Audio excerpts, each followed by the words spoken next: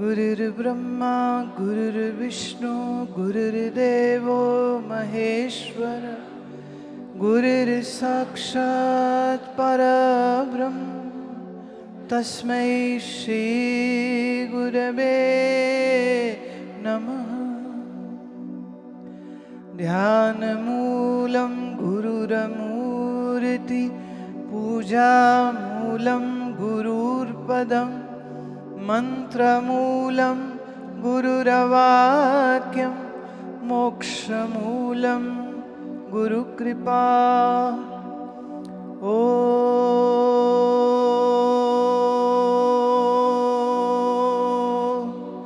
शांति शांति शांति।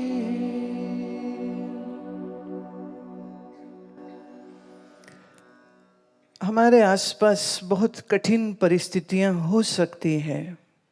अभी भी कुछ पत्र देख रही हूँ, कहीं माँ बाप आपस में लड़ पड़े, कहीं माँ बाप अलग हो गए, कहीं माँ बाप का डिवोर्स हो गया है, कहीं माँ बाप हमेशा लड़ते ही रहते हैं। तो ऐसी स्थिति में जो बच्चे उस घर में रह रहे हैं उनके लिए तो ये नर्क समान हो जाता है। अब प्रश्न ये उठता है कि ऐसे में वो यंग बच्चा क्या करे, उसको क्या करना चाहिए। आप उनको सुधार नहीं सकते हो जिन्हें सुधरा हुआ होना चाहिए था तुम्हारे जन्म से पहले। आज फिर थोड़ी सी कड़वी बात है। हर मनुष्य में एक हैवान है, एक शैतान है और एक भगवत सत्ता है। जब आप आलसी, तामसी, मांस शराब खाने वाले, लड़ने वाले, गाली निकालने वाले, तो आप तमोगुनी हैं। बहुत ज़्यादा चीज़ों से अटैच्ड हैं, चीज़ों के पीछे भागते हैं पैसे के लिए। अगर आपके घर में पिता या माँ अगर भ्रष्टाचार करते हैं, रिश्वत खाते हैं, तो कहीं ना कहीं तुमने भी देखा ही होगा ना। फिर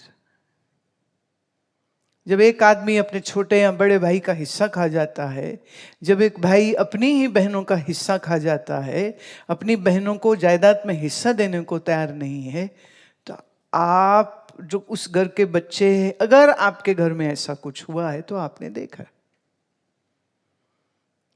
हाँ, रुपए पैसे के लिए भाई भाई को गला पकड़ता है, कोर्ट केस होते हैं, बाप बेटे में कोर्ट केस हो जाते हैं। तो ये जो पैसे के लिए लड़ाइयाँ करते रहते हैं, बड़े लोभी लोग, भ्रष्टाचारी, रिश्वतखोर लोग, इन्हें हम रजोगुणी कहते हैं। राइट। तीसरे हैं सत्वगुणी। सत्वगुणी कौन है? जिनके विषय में हमने थोड़ी सी बात करी थी कि जिनके अंदर अहिंसा, सत्यम, अक्रोधा, शांतिरपैशुनम, एक जिसमें हिंसा की वृत्ति नहीं होती, लड़ाइयाँ नहीं करता फिरता। एक होता है मुक्का, टांग, जूता चलाना, एक होता है जुबान चलाना। दोनों हिंसा है। हिंसा का जवाब हिंसा से है। एक गाली दो वो 4 देगा, 4 तो 8, 8 तो 16, इतना पहाड़ा सबको आता है। ईंट का जवाब पत्थर से देना सबको आता है। तो ऐसे जो हिंसक लोग होते हैं, इन्हें हम क्या कहेंगे? तमोगुणी हैं। बड़ी लड़ाइयां करे, गंदी गाली निकाले, ये रजोगुणी लोग हैं। और सत्वगुणी कौन है? जिनमें हिंसा नहीं है, जो झूठ नहीं बोलते हैं, जिनके अंदर त्याग की वृत्ति है, जिनके अंदर किसी की वो बुराई नहीं करते। और तुम एक चीज नोट करोगे, अनफॉर्चुनेटली हो सकता है ये तुम्हारे घर में भी हो रहा हो, कि आपके बड़े बैठ करके सिर्फ चुगली करेंगे, उसकी बुराई, उसकी बुराई, जो रिश्तेदार नहीं उसकी बुराई, उसकी बुराई। और अजब बात यह है, जब वही रिश्तेदार अगर उसी टाइम आ जाए तो आओ बहन जी, शुरू हो जाएगा। तो ड्रामा है ना ये। अब ऐसे में आप क्या करें? इससे आप ये सबक लें कि हमें ये नहीं करना है। वो रिश्वत खा रहे हैं, वो गाली गलौज कर रहे हैं, वो लड़ाई कर रहे हैं, आपने इससे ये सबक लेना, आपने ये नहीं करना। You know what? End of the day, your life is owned by you, and you will be responsible for how you live your life. Even if you have a very bad family situation, parents are quarreling and fighting and abusing one another, you need to make your mind very sattvic and very pure, and you understand that you are not supposed to follow what they are doing. That is very hazardous. And to be intelligent, you don't have to become 60 years old, only then you will be intelligent. You can be intelligent at 15 years, 10 years. I just had one small girl, 8 years old, visiting me. And she had a long list of questions. And the truth is, for next, I think so, 6-7 days, almost every day, I am answering just her question in the evening session. And her questions were fabulous. Much mature than her age. And everybody in ashram wondered what kind of this wonder kid has come. She's so clear, she's so pure.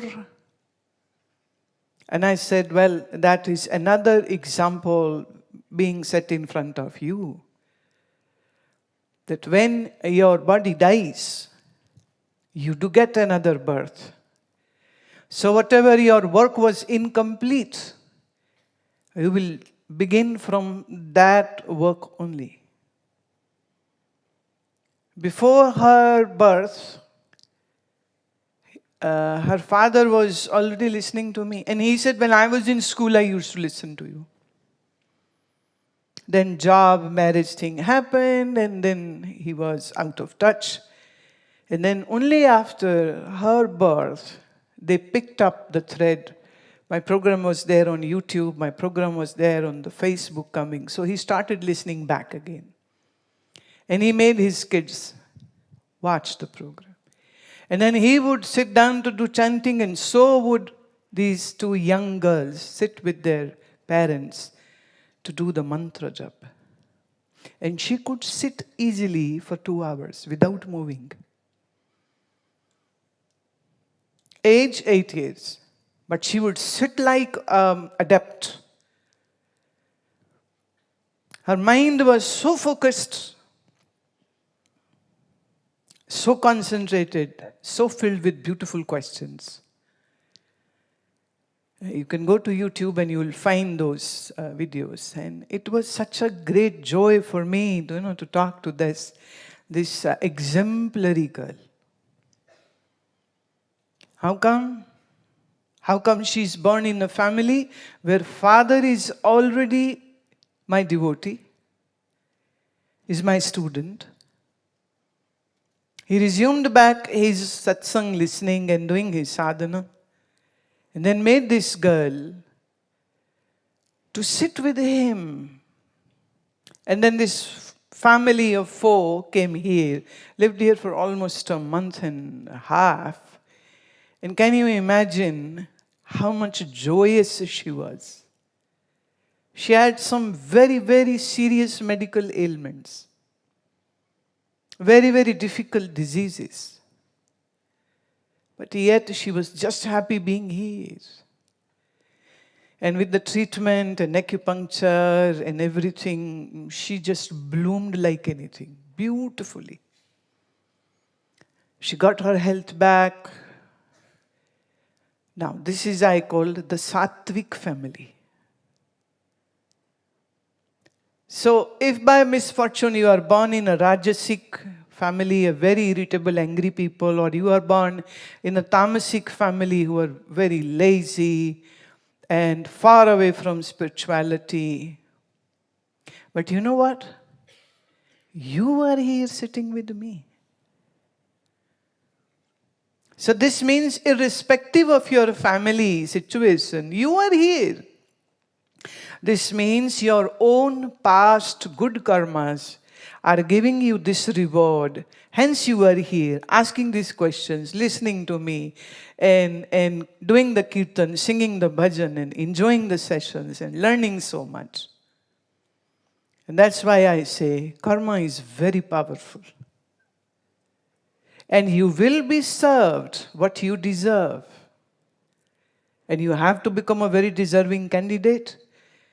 When you do sadhana, you uplift yourself. एक है आदमी नीचे नीचे गिरता जाए, एक है आदमी अपने आप को ऊंचा उठाए. अब आप क्या करना चाहोगे, गिरना है कि उठना? तो ये जो इतनी सारी चिट्ठियां मुझे भेज रहे हो ना, घर की शिकायत, मैं सुनती हूं, मैंने सब पढ़ लिया, मैं समझ गई, लेकिन अब मेरी बात समझो. विभीषण का भाई बुरा, अहंकारी, विभीषण की बहन और भी खतरनाक. पर उसी लंका नगरी में रहते हुए विभीषण क्या है? राम भक्त. और पूरी लंका में श्री हनुमान जी किसके घर जाते हैं? क्यों? उसके घर वो तुलसी का पौधा देखा और उनको पूजा करते देखा, उनको जप करते देखा, उन्हें विष्णु नाम स्मरण करते देखा. तो हनुमान बड़े हैरान हुए कि इन राक्षसों की नगरी में ये साधु कौन है. अब उन्होंने ये तो नहीं कहा मेरा भाई बड़ा बुरा है, मेरी बहन बड़ी बुरी है, पर ख्याल रखना रावण के पिताजी भी एक ऋषि थे, पर वो हिमालय चले गए. माता बहुत महत्वाकांक्षी थी, तो वही उसने पुत्र में डाल दिया. बड़े बनो, विजेता बनो, संसार को जीतो, हाँ, ताकतवर हो जाओ. तो तकरीबन सब माँ बाप ही कहते हैं, सब कहेंगे सफल हो जाओ. मुझे कभी कभी बड़ी हैरत होती है.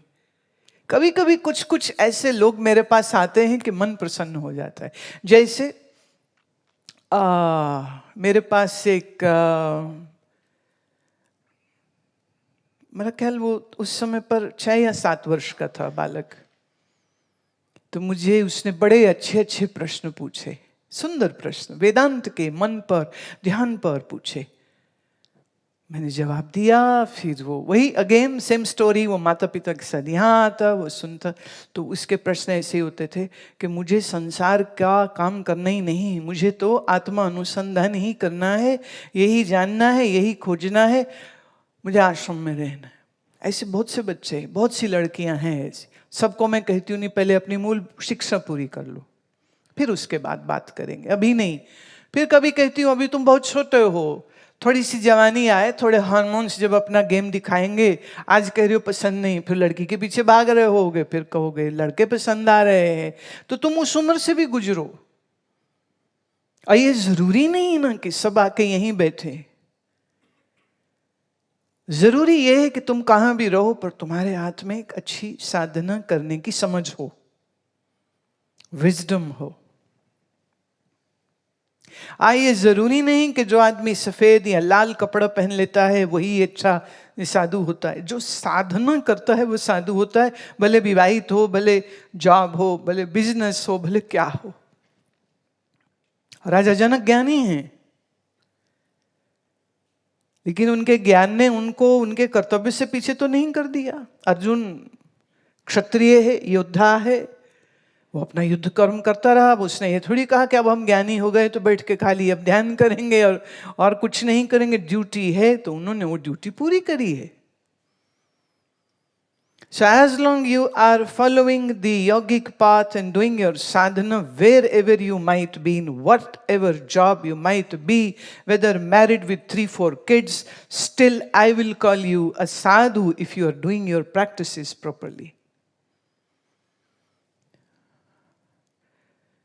पर जब ऐसे बच्चे मुझे बोलते हैं, और वो मैं देख रही हूँ इतने सालों से, वो सुनते हैं, वो समझते हैं, वो साधना भी करते हैं.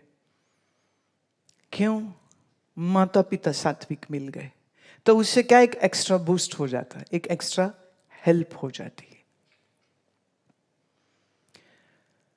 पर प्रहलाद के पिताजी तो फिर वही राक्षसी प्रवृत्ति वाले हैं, और प्रहलाद जी भगत हैं.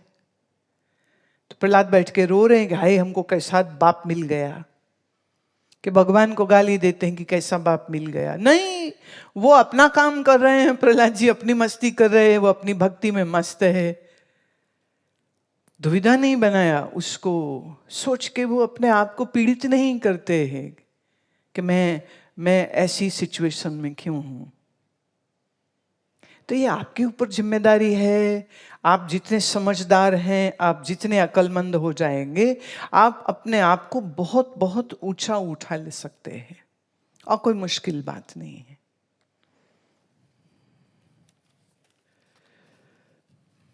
अभी कुछ एक जो साधना से संबंधित है ना, मैं वो पत्र लेने लगी हूं।